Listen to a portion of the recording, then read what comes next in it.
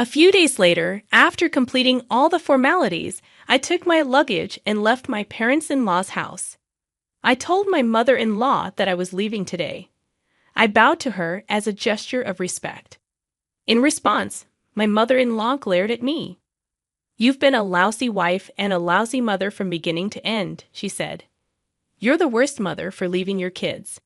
She continued to mock me, and my daughter and son laughed at her remarks. My name is Maria, a 42-year-old housewife. I live with my husband Ken, my son Josh, and my daughter Amy. Our children have grown up well, and my husband works hard, so we live peacefully without any particular problems. However, things have changed recently. My father-in-law passed away due to illness, and my mother-in-law moved in with us. My husband, being her only son, felt sorry for her being alone and brought her to our house without consulting us. I had always thought that my husband was too much of a mommy's boy, but I didn't think he would decide for her to move in with us by himself. He told us that he had already sold his parents-in-law's house. "Are you asking me to abandon my mother who has nowhere to go?" he said to me with such an attitude, and I had to give in. After that, honestly, it was hell. My mother-in-law had not liked me for a long time, so she would pick on me at every opportunity. "Maria, what is this seasoning?" she'd ask. "Oh, I'm sorry. I'll be careful," I'd reply. "And I don't like greasy food." "Well, we have children who are growing up fast, and my husband likes fried food too. Then please make a separate meal for me. I hope you don't want me to eat unhealthy food so I die early." "No, it's not like that, but it would cost more money and be a bit of a hassle." "That's where your skills come in. Ken earns enough money, so why don't you manage the finances and the hassle? You are so spoiled." When I was young, I took care of the house chores by myself. No matter how hard it was, my mother-in-law would say, "What a pity that my grandchildren have to live in a house run by such a lazy mother. I feel sorry for them." I thought to myself, if you have so much to say, why don't you do it? But I held back, because if I tried to talk back even a little, my husband would get mad at me 100 times over. When I first moved in with my mother-in-law, she was so overbearing that I objected to her constant criticism by saying, "If you're so opinionated, why don't you do it yourself?" My mother-in-law then complained to my husband, and he got angry, saying, "How dare you talk to her like that when I'm the one supporting you?" I thought about getting a divorce, but as a housewife, I wouldn't be able to take care of the children. They are my treasures, and I don't want them taken away from me, so I decided to endure the abuse without objection. However, instead of just putting up with it, I started to prepare for a divorce little by little. I applied for jobs at various companies under the watchful eye of my mother-in-law, who was home all day long. Only one company offered me a part-time position. Thanks to my previous experience as a bank clerk, I was able to get a clerical job at a bank. It was my first corporate job in a long time, and it was a lot of fun. Of course, there was a lot of responsibility and stress that came with it. Still, it was more peaceful than seeing my mother-in-law at home all the time. But my mother-in-law didn't like the fact that I was working. Why work when Ken earns enough salary? Maybe she's out scavenging for men? She would insinuate, her words dripping with malice. What kind of thought process is that? A total idiot. It's not that my husband doesn't make a lot of money, but since his mother started living with us, our expenses have increased. We're not in a situation where we can afford everything. However, my mother-in-law insisted that I give her an allowance for my earnings so that I wouldn't spend it on men. When I refused and said it was not possible, she complained to my husband again. That night, when my husband came home from work, he yelled at me as he had done before. "Are you having an affair?"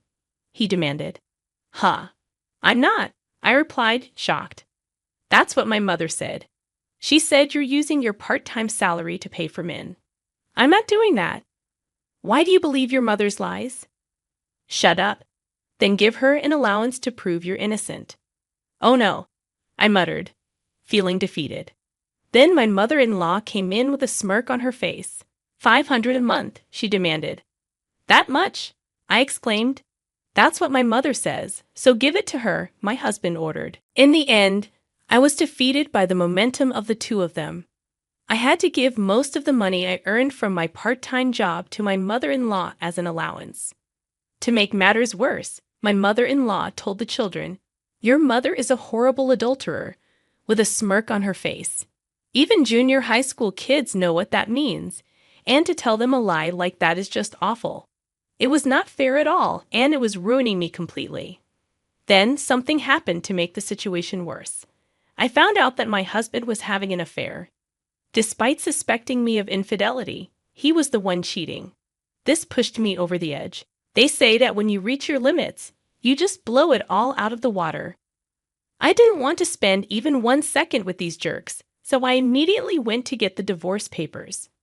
"I don't want to stay in this house after you had an affair," I said as I confronted my husband with the divorce papers.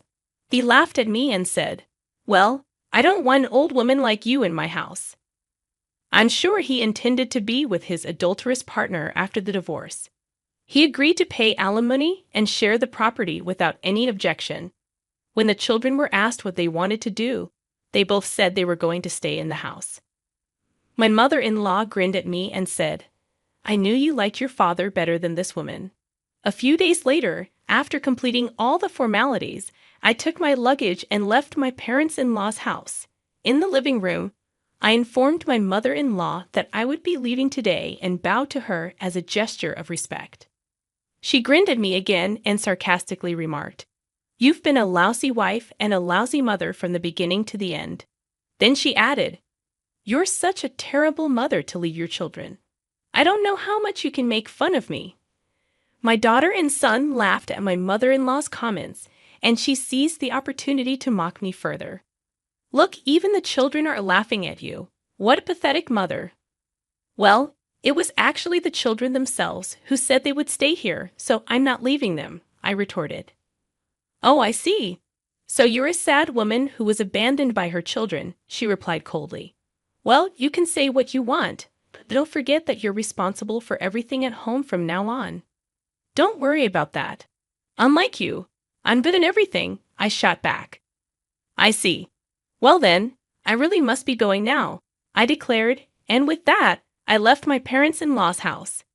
After leaving my parents-in-law's house, I returned to my parents' house and threw myself into my work. I requested to switch to full-time hours and took the test to become a full-time employee. Thankfully, I was successful in securing a full-time job. Now I could take the kids with me, and my mother-in-law must have been exhausted by then. Sure enough, about 3 months after I left the house, my mother-in-law contacted me. "Hey, Maria, help me out," she pleaded. "What's wrong?" I asked. "I have to take my grandson, Josh, to and from his soccer team games, and I even have to help out at a training camp during the summer vacation. On top of that, I'm asked to make his lunchbox early in the morning for the morning practice, and I have to wash his dirty uniforms every day. My granddaughter, Amy, also goes to cram school every day, so I have to drive her back and forth. And on top of all that, I have to do the housework all by myself. Ken says he's tired from work and doesn't do anything to help me."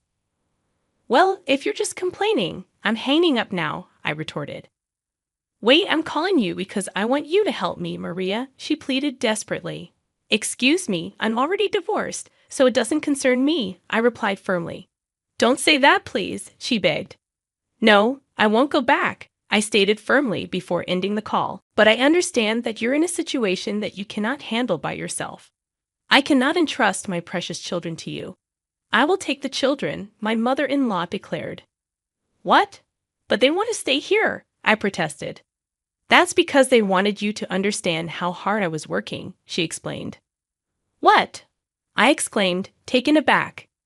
Yes, in fact, when I decided to get divorced, the first thing I did was to talk to the children. They said they would follow me right away. Amy, my daughter, said, "But this means that grandmother and the others are just kicking you out, right, Mom?" Then my son said, "I don't like that. We know how hard you work, Mom." So the children said that they would stay home first and let their grandmother know what their mother had gone through. my mother-in-law continued. I was so happy that they were on my side. I made up my mind that I would make enough money so I could come to bring them home. Well, then, I said, understanding the situation. Yes, everything was according to our plan. I'm not a full-time employee, and I'll take the kids, she concluded. Oh no, I muttered, realizing the gravity of the situation.